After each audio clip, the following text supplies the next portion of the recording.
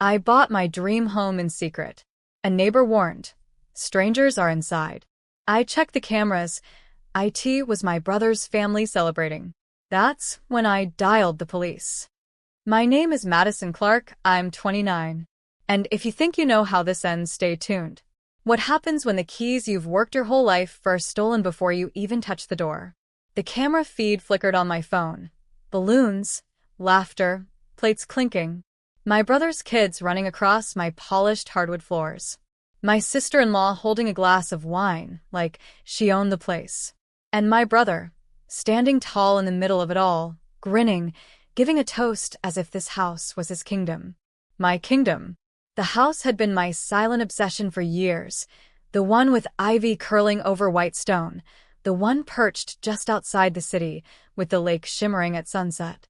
I had worked double shifts, sold my car, lived off ramen for months just to scrape the down payment together. No one knew I closed the deal. Not even my parents.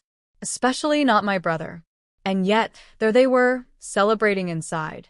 As if my sacrifices, my secrecy, meant nothing. My chest tightened as the laughter on the feed grew louder. My neighbor hadn't exaggerated. They weren't just inside. They had invaded, settled, claimed. I pressed call, on the police line with shaking hands, my voice steady only out of fury. Yes, this is Madison Clark. I own a home on Lakeshore Drive. There are intruders inside. Do you know them? The dispatcher asked. I stared at my brother's smug face on the screen. Yes, I whispered.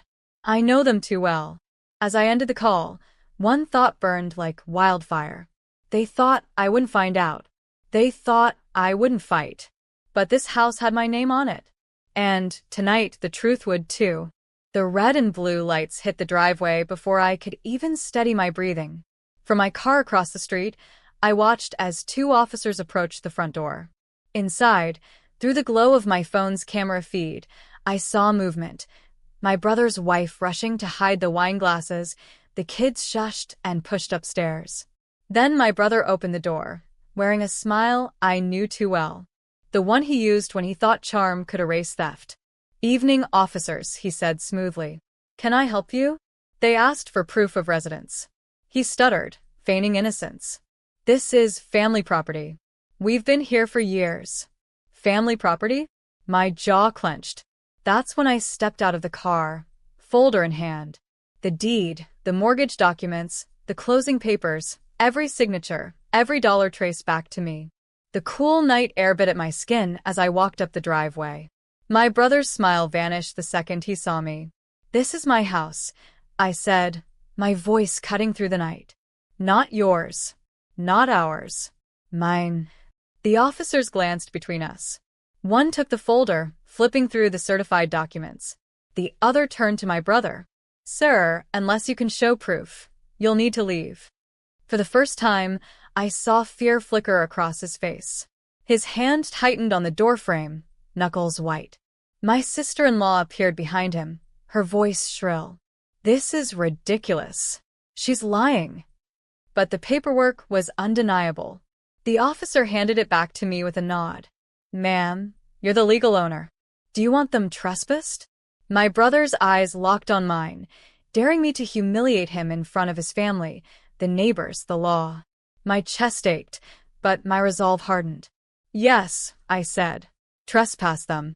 And just like that, the house that had been filled with their laughter fell silent, emptied under the weight of truth. But as their car pulled away, I knew this was only the beginning. Because thieves don't just surrender. They plot. And my brother had just lost his crown. By morning, the fallout had already begun. My parents called first, voices sharp and accusing. Madison, what did you do? Kicking your brother out like that? Making a scene in front of the neighbors. I almost laughed. What did I do? He broke into my house. He threw a party in a home he didn't buy, didn't earn, didn't even know about until last night. But reason never worked with them. To them, my brother was golden. I was disposable. Later, the text came, a barrage from my sister-in-law. You embarrassed us. The kids cried all night. You'll regret this. Every line was guilt dressed up as blame. But I didn't bend this time. I couldn't. Instead, I opened my laptop and logged into the home security system. Footage poured in. My brother toasting with wine, boasting about finally upgrading his life. The kids running wild through rooms I hadn't even furnished yet. Proof stacked on proof. Every frame another nail in a story. That night, I drove to the house. The silence inside felt holy. My footsteps echoed on the polished wood. The walls smelled of fresh paint, untouched, unsullied. And yet, their presence lingered, like smoke after a fire. As I stood in the living room, I replayed one clip on my phone. My brother raising a glass. Here's to us. Finally moving up in the world. It wasn't just trespassing. It was claiming, pretending, erasing me. I sank onto the staircase, heart pounding with something colder than anger. Clarity. This wasn't about a house. This was about history repeating itself. The same story of them taking, me giving, and everyone pretending it was fair. But this time, I had proof. I had keys. I had walls that held my name, not his. And I swore, on every brick of that house, he would never steal from me again. Not my home. Not my future. Not my voice. The next week, my brother made his move. He showed up at my office, all polished charm and fake smiles, like he hadn't been escorted out of my house by police days earlier. "Madison," he said, leaning on the reception desk, "we need to talk. Privately." I led him into the conference room, papers clutched tight in my hands. He didn't wait to sit down before starting his speech. "You can't keep that place all to yourself," he said smoothly. "It's too big. Too expensive. Mom and Dad think it should be a family home. Somewhere we all share." I almost laughed. "Share? You mean the way you shared it by breaking in and celebrating like you owned it?" His eyes darkened. The mask slipped. "You've always been selfish. I've carried this family for years, and you—" I cut him off, tossing the folder onto the table. Inside were the deeds, the mortgage contracts, the police report. Carried this family? With what? My paychecks? My credit score? My sacrifice. He flinched at the police report, the ink still fresh from the officer's pen. His jaw tightened, but he tried to recover. "If you go public with this, it'll ruin us. Mom and Dad's reputation, mine, everyone's. You don't want that, do you?" For once, I didn't hesitate.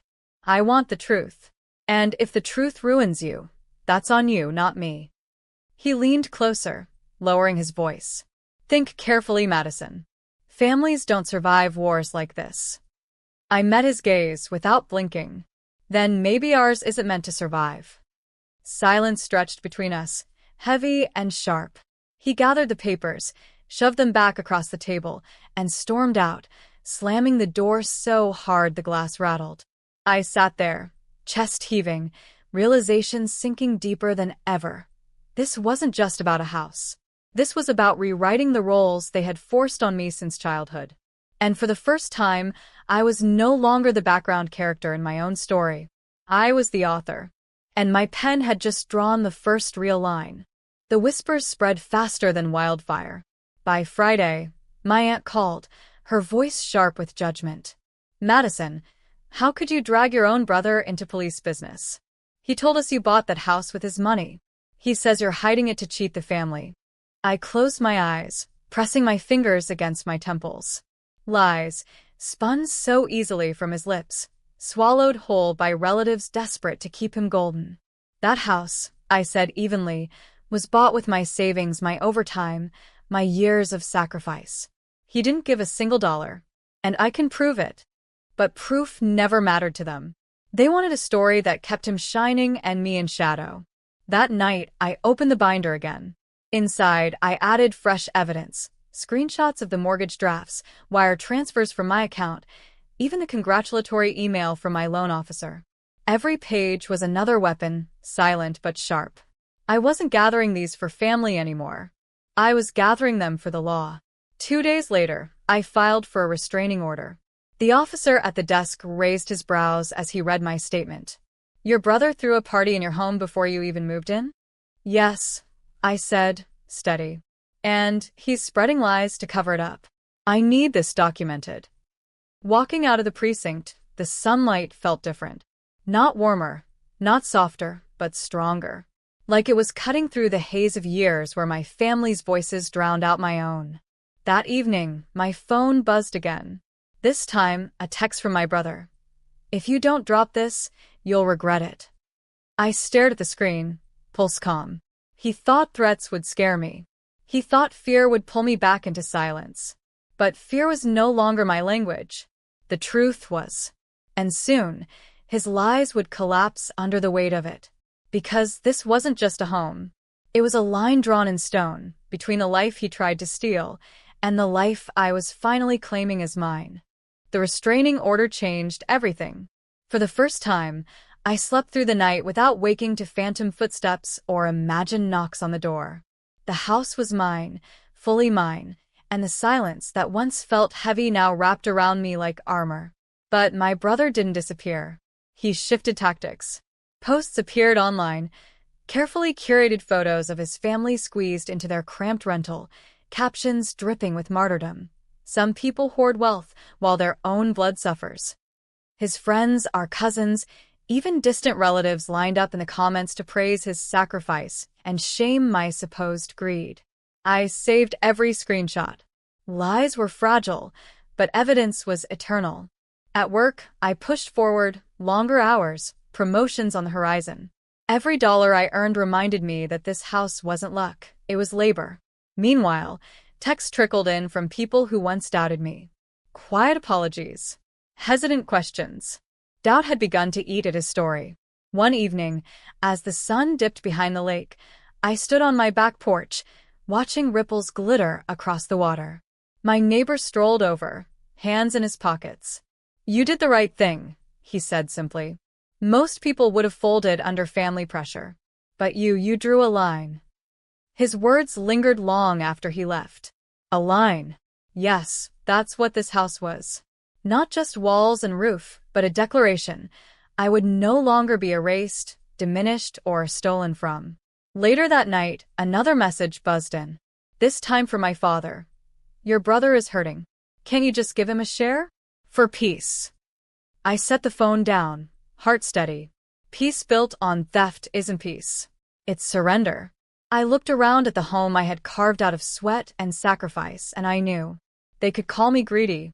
They could call me cold. They could call me anything they wanted. But they could never again call my brother the owner of what was mine. The deed had my name. And so did the future. The showdown came sooner than I expected. A knock rattled the front door one Saturday afternoon. Through the peephole, I saw them all, my parents, my brother, his wife. A united front, rehearsed faces, like they were walking into a boardroom negotiation. I opened the door, but didn't step aside. "What do you want?" Mom's voice was syrupy. "Madison, sweetheart, let's not make this ugly. We just want what's fair." Fair. The word twisted like a knife. Dad cleared his throat. "The families decided the house should be shared. Your brother's kids need space. You don't even have a family yet. It's selfish for you to keep it." My brother crossed his arms, smug. "Sign half over, and we'll drop everything. No lawyers. No drama." I laughed. Cold. Sharp. "You think this is a negotiation? You broke in. You lied. You smeared my name to anyone who'd listen. And now you show up here demanding a share?" My sister-in-law sneered. "If you don't, no one will stand by you. You'll be alone." I stepped forward, holding the doorframe like a shield. Then alone is exactly what I'll be. Because I'd rather live in truth by myself than drown in your lies surrounded by family. I pulled out my phone, already recording. Their faces shifted, realizing their ambush was being documented. My brother's smile cracked first, then Mom's mask slipped into panic.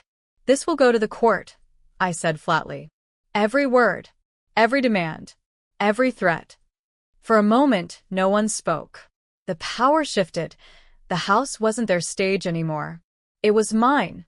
Finally, Dad muttered, "Come on," and turned away. One by one, they followed, retreating down the driveway like shadows at sunrise. I closed the door, locked it, and leaned against the wood. My hands were trembling, but not from fear. From freedom. They had tried to storm my walls again. and I had sent them away with nothing but their own reflection. The house was quiet again, but this time, the silence didn't feel heavy. It felt earned. I walked through each room slowly, touching the walls, the door frames, the polished counters. Every surface whispered the same truth. I built this. I earned this. This belongs to me. The court papers arrived a week later. The restraining order was extended, and the footage I had recorded sealed their fate. Their ambush was documented, their threats undeniable. The judge's words were sharp. This property is solely and lawfully Madison Clark's. No loopholes. No family sharing. Just clarity. I sat on the porch that evening, watching the lake catch fire with the sunset. My phone buzzed. A new message from Dad. It was only 4 words. We won't bother you. For once, I believed him. But the victory wasn't about forcing their silence. It was about finding my own. I lit a candle in the living room, placed it on the mantel, and let its glow dance across the walls. For years, I had been the daughter who gave, the sister who yielded, the one who bent until I nearly broke. Not anymore. This house wasn't just a dream home. It was my declaration. A line in stone that no one could cross again. The neighbors still wave when I pull into the driveway. Some whisper about the scandal. Others admire the courage. None of it matters. What matters is the key that rests heavy and certain in my palm, proof that no one, not even family, can steal what I fought to claim. I turned off the camera feed that night, not because I feared intruders, but because I finally felt safe. They had tried to turn my sanctuary into their playground. But I had written them out of my story. And in the stillness of my home, I finally felt what they could never give me. Peace. My parents kicked me out in 12th grade for being pregnant. 21 years later, they showed up uninvited to my doorstep. Let us see the child, Mom whispered, her eyes wet with fake remorse. Dad stood behind her, arms crossed, like a man doing me a favor. We just want to connect, he added. Family's family. I looked them up and down, and calmly opened the door. What they heard next turned their faces pale. A voice from inside called out. What child? What are you? My name is Cassidy Lennox, I'm 38. And, if you think you know how this ends, stay tuned. What happens when the ones who abandon you suddenly beg to be included in the ending they never earned? The air between us cracked with the weight of time. I could hear the microwave humming inside. The faint click of a teacup being set down. But their eyes were darting, trying to see past me, into a home that had been built without them. No photos of a child on the walls. No toys on the floor. No evidence of innocence. Just me. And the life I made from ash and silence. Dad cleared his throat. Mom looked down at her hands. They were waiting for a reunion. A tearful moment. Maybe even forgiveness.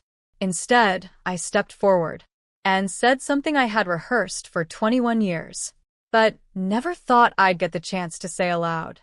You can't miss someone you chose not to know. Then I shut the door halfway, just enough to keep them guessing, and whispered one word that made Mom's knees tremble. Why? Mom's lips quivered when I said why, as if the word cracked a dam she'd built over 2 decades. She reached for my arm. I stepped back. You don't understand, she whispered. We were scared. You were 17. We thought we were helping. Helping? They threw me out with a garbage bag and a cheap umbrella during a thunderstorm. Dad finally spoke. We figured you'd get rid of it. It wasn't sustainable. It. Not him. Not her. Just it. I looked him dead in the eyes. You didn't even ask. His jaw clenched. You made your choice. Yes, I made my choice. To survive. I worked 2 jobs while finishing school at night. I lived in a shared flat with peeling walls and silverfish. I stitched my future together with duct tape and desperation. And not once did they reach out. No calls. No letters. No help. Just silence.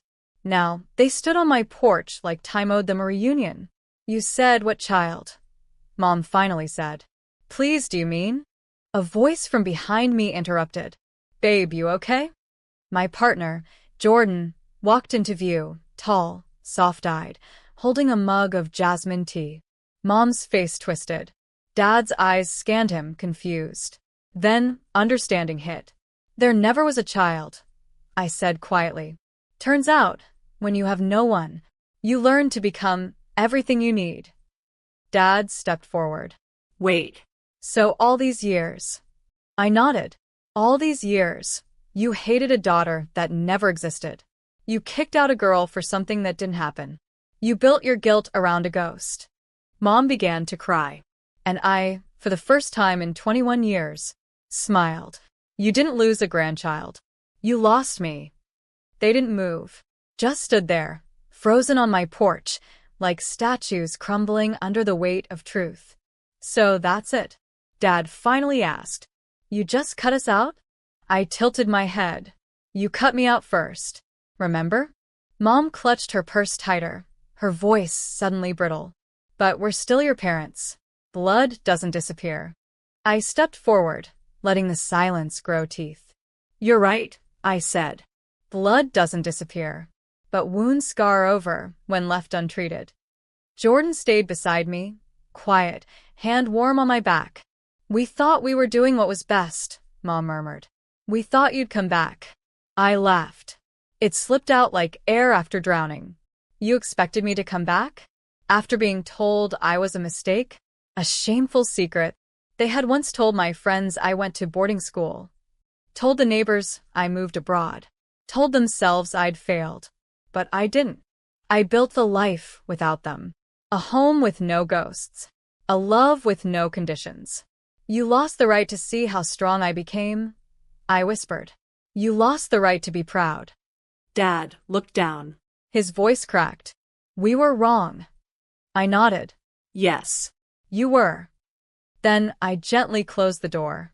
Inside, Jordan wrapped me in silence, and we stood in the hallway, letting the moment settle. My phone buzzed. "Unknown number. You're still our daughter. We still love you." I stared at it, then blocked it. Because love that abandons you isn't love. It's leverage. And I had finally learned to stop renting space to ghosts. The next morning, a letter was taped to my gate. No stamp. No return address. Just my name, written in the same shaky cursive Mom used when labeling my lunchbox in second grade. I opened it with steady hands. "You're being cruel. Jordan didn't deserve to grow up without grandparents. We were trying to protect the family's reputation." Reputation. That word again.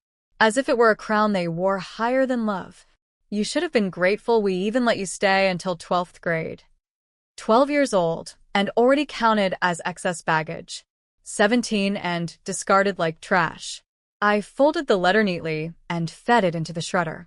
That afternoon, I went to the community center where I now worked as a counselor. Helped a scared teen girl apply for college behind her conservative parents' back. Walked an overwhelmed mother through her first therapy appointment. Held space for women trying to restart their lives with nothing but fire and willpower. And I realized something. I wasn't just the girl they kicked out. I was a soft place for others to land. I was what I needed back then. That evening, I stood outside and watched the wind dance with the autumn leaves. Jordan came home from her evening class, smiling. "I got the internship." I hugged her tight, whispering, "You did this. You did it all." She looked at me. "Because you taught me how to fight without hate." That night, I got another message. From my aunt, "Your parents want to make amends." I replied with a single sentence. "They'll have to make peace with the version of me that no longer needs them." Because this time, I wasn't seeking closure. I was living it. They didn't stop at the letter.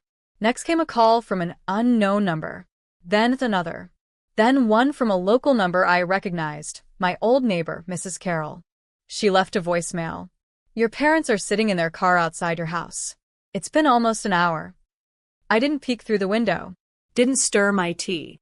Just sat at my kitchen table, letting the silence cradle me. They were waiting for the girl they left behind. But I no longer owed them that version of me. Still, curiosity curled at the edges of me like smoke. I stepped out hours later, and they were gone. But there, on my porch, was a photo album. Our family, all the pictures carefully arranged. But I wasn't in most of them. Until the last page. A single photo. Me, 17, standing in front of the bus station, holding my suitcase. On the back, in Mom's handwriting. I'm sorry we couldn't see you then. The guilt was heavy, deliberate, and it didn't feel like love. It felt like a rope tossed after I'd already learned how to swim. I took the album inside and placed it under the sink. Not in a fire, not in a shredder. Just out of reach. Because I'm allowed to remember. And I'm allowed to forget. The next day, Jordan and I sat on the porch. She asked gently, "Would you ever let them meet me?" I paused and said, "Only if you ever want to see what cowardice looks like dressed in Sunday clothes." She grinned. Then I'm good. But I could feel the wind shift. Something or someone wasn't done yet. They came back on Sunday. This time, I watched through the curtain. Same car. Same spot on the curb. Dad leaned against the hood like it still gave him authority. Mom clutched something to her chest. A dish, maybe. Pie? Bribery baked into crust? I didn't open the door. I opened the app connected to their utilities. 1, overdue notice. Then 2. The third was for the home insurance. I'd paid it monthly for years. With a swipe, I ended it. At 3:47 p.m., my phone buzzed. Mom, we're here. Please come out. Mom, we brought something for Jordan. Mom, you don't have to forgive us. Just let us talk. I almost did. But then I remembered the voicemail from Jordan's 4th birthday. We're sorry we can't make it. Things are tight right now. Maybe next year. And the next year. And the next. I opened the door slowly. Not to let them in, but to let the moment hang. Their faces lit up. Then froze. Because I wasn't alone. Jordan stood behind me, holding the envelope they'd left. She extended it out, arms steady. You forgot this. Mom reached forward, but Jordan pulled it back. It's not needed, she said softly. We're okay without you. Dad blinked. We're just trying to. I know. I cut in. You're trying to feel better. Not make things right. They left the pie on the steps. That night, I threw it out, still in the dish. Some things you don't unwrap. And some apologies spoil faster than others. But the cracks were starting to show in their world now. And one more push was coming. I didn't hear from them for 3 weeks. Then a knock. I peeked through the peephole.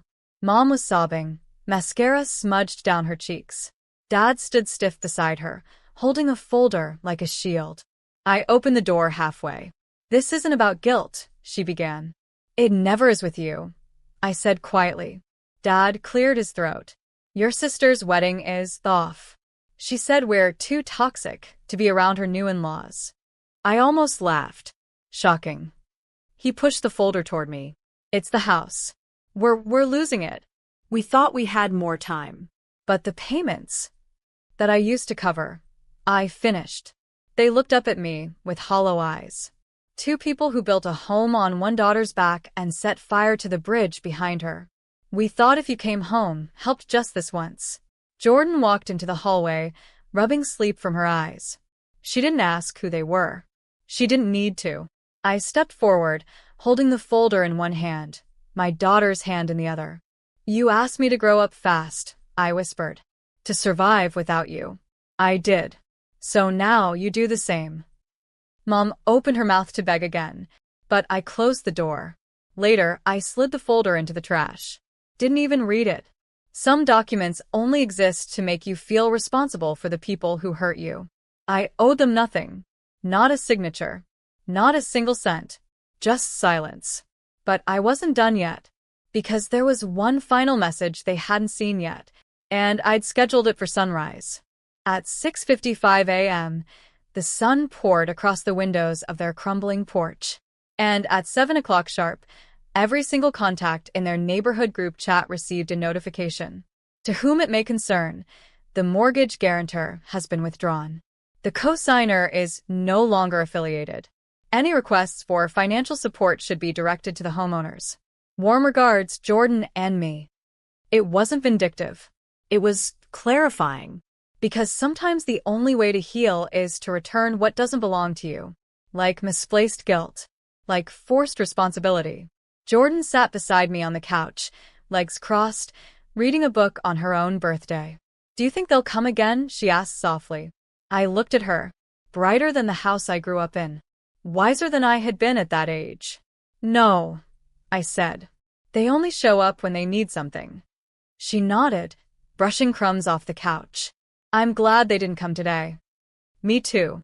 Because birthdays weren't about balloons or noise. They were about being seen. And this time Jordan was fully. I'd ordered a cake, her favorite, lemon with lavender icing. I even got the name spelled right. And as we sliced it together, I realized I didn't miss them. Not their apologies, their excuses, their silence. I only missed who I wished they had been. But that version of them? It never existed. And I no longer needed to perform grief for the absence of a fantasy. I lit the candles. Jordan made a wish. And for once, I did too. A small one. For peace. For truth.